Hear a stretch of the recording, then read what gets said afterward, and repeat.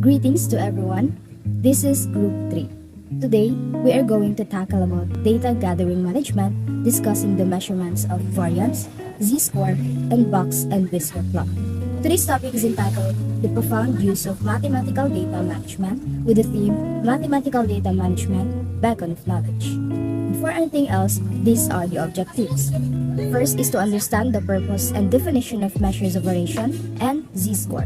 Next is to identify the use of box and whisker plot. Lastly is to utilize the knowledge of applying mathematical data management in real-life situations. And this is the group's conceptual framework. From the previous group's presentation, we have learned about data management. They mentioned that the quantities or qualities measured or observed that are to be collected or analyzed are referred to as data. The measurements of variance, z-score, and box and whisker plot are still discussed in this lecture. As a continuation of the discussion about data management, let's talk about measurements of variations.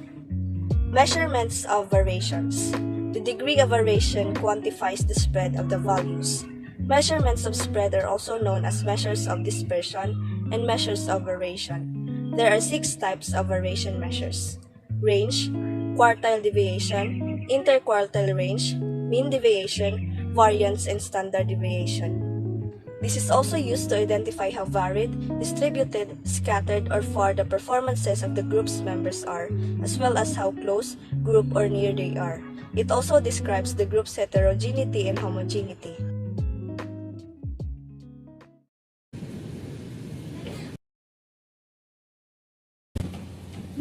Hey, it's exam day, isn't it? Yes, it is. We just finished our mathematics exam today, so we are handing out a celebration of finishing it. Do you want to come? I don't feel like celebrating it, sorry. Why? Don't you want to celebrate passing your exam? I want to, but I didn't pass the exam. There's like 54 differences of my score from the passing score. Oh, that's a big difference. You mean you were the lowest out of your whole class? Yes, the highest score was 58 and the lowest score was 5. By subtracting 0.5 on the least score of class interval and adding 0.5 on the highest score of class interval, the data of having the highest range of 58.5 to 4.5 leads me to find the difference of 54. That's more than the half of the items in the exam, right? Yes, and it makes me so sad. Oh, you know what? You should go home and study harder so that next time you will pass the exam. Yes, I should probably do that. I gotta go now. Bye! Bye! In the video presented, they conveyed how range works and how to get it. To further understand it, let's talk about the range. How to compute the range? The range is the difference between the highest score or HS and the lowest score or LS. It provides the quickest estimate and displays the 2 extreme values of a piece of data. For group data, the range can be computed by subtracting the lowest class interval's lower boundary or LB. Now, let's talk about how to compute for interquartile range and quartile deviation. The interquartile range. It is the more reliable measure of variability. It is the difference between the 75 percentile or Q3 and the 25 percentile or Q1. Hence, the 50% of the distribution will be falling within the interquartile range. 25% will fall below Q1 and 25% will fall above Q3. And this is the formula for interquartile range. IR equals Q3 minus Q1. Example. Solving the interquartile range with a given quartile 1 is 45.25 and quartile 3 is 52.3. Solution. IR equals Q3 minus Q1. Interquartile minus 52.3 minus 45.25. As we subtracted it, we have the final answer of 7.05.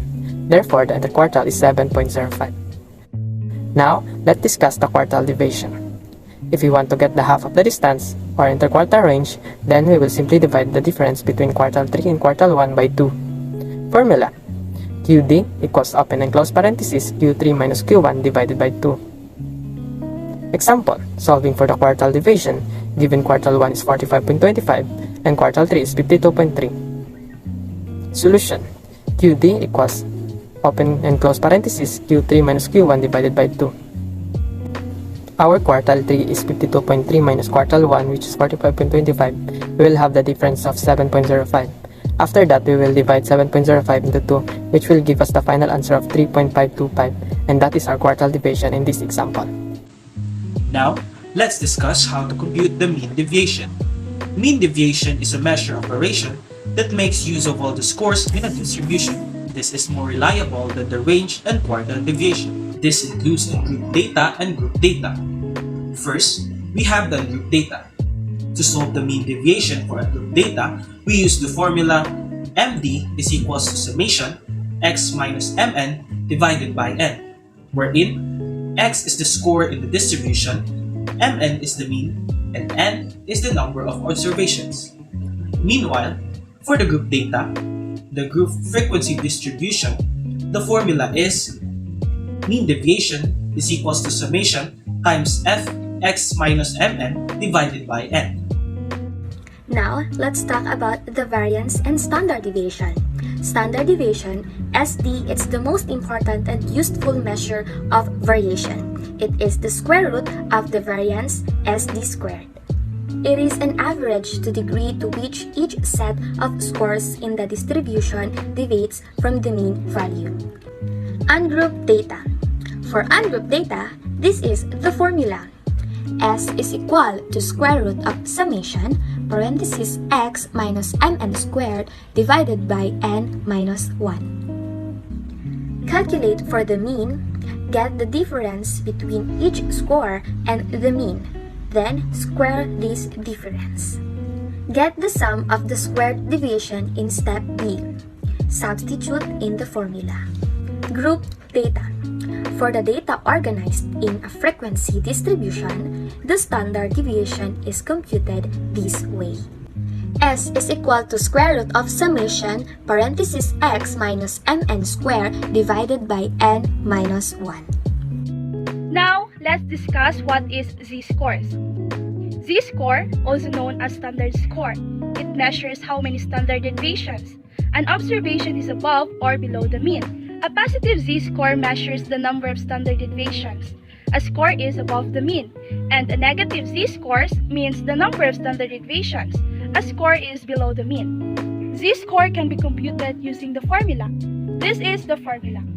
Z is equal to open parenthesis x minus mean close parenthesis over the standard deviation, where x is the score and this symbol is the mean and this symbol is the standard deviation. So here is the example. John got 76 marks in his statistic test. If the mark of the whole class had a mean of 52 and a standard deviation of 8, what was John's standard score? And this is the solution. So we are going to use the formula, which is z is equal to open parenthesis x minus mean close parenthesis over the standard deviation. Now that we have the formula, we are going to substitute its value. So the score is 76. Mean is 52 and the standard deviation is 8. So let's subtract mean from the score. So 76 minus 52 is equal to 24. 24 divided by 8 is equal to 3. Therefore, the answer is 3. Now, we are going to discuss the box and whisker plot. A box and whisker plot, are sometimes called a box plot, is a graph that presents information from a 5-number summary. It is a way of summarizing a set of data measured on an interval scale. We have here a figure of box and whisker plot. Example number 1. Draw the box and whisker plot for the following dataset: 77, 79, 80, 86, 87, 87, 94, and 99. Solution. Find the minimum value, quartile 1, quartile 2, quartile 3, and the maximum value. Given the minimum value of 77 and maximum value of 99. For the subset 1, we have 77, 79, 80, 86, and the median is quartile 1 is equal to parenthesis 79 plus 80 divided by 2 is equal to 79.5. For the subset 2, we have here 87, 87, 94, and 99, and the median is quartile 3 is equal to parenthesis 87 plus 94 divided by 2, which is equal to 90.5. Therefore, we have the minimum value of 77, quartile 1 is 79.5, quartile 2 is 86.5, quartile 3 is 90.5, and the maximum value is 99. And this is now the drawn figure. Now that we have discussed some part of data gathering, Hope that everyone will utilize the knowledge that you gain in this video presentation. That's all for today. Thank you.